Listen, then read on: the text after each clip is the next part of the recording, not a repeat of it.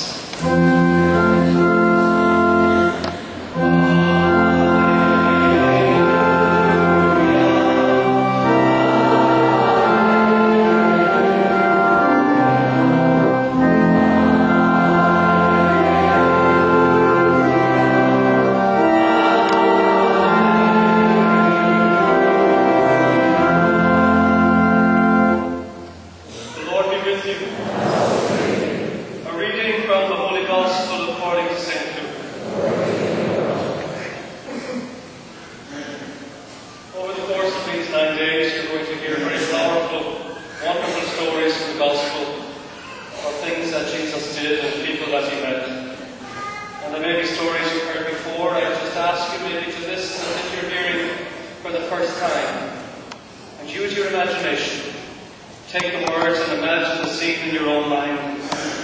Think of the different characters. Imagine yourself there, one of the what's going on. Just imagine how you would feel yourself. Jesus was teaching in one of the synagogues on the Sabbath day. And just then there appeared a woman with a spirit that had crippled her for 18 years. She was bent over and was quite unable to stand up straight. When Jesus saw her, he called her over and said, "Woman, you are set free from your ailment." And when Jesus laid his hands on her, immediately she stood up straight and began praising God. But the leader of the synagogue, indignant because Jesus had cured on the Sabbath, kept saying to the crowd, "There are 6 days on which work ought to be done. Come on those days and be cured, not on the Sabbath day." But the Lord answered him and said, "You hypocrites! Does not each of you on the Sabbath untie his ox or his donkey from the manger and lead it away to give it water? And ought not this woman, a daughter of Abraham, whom Satan bound for 18 long years, be set free from this bondage on the Sabbath day?" And Jesus said this. All his opponents were put to shame, and the entire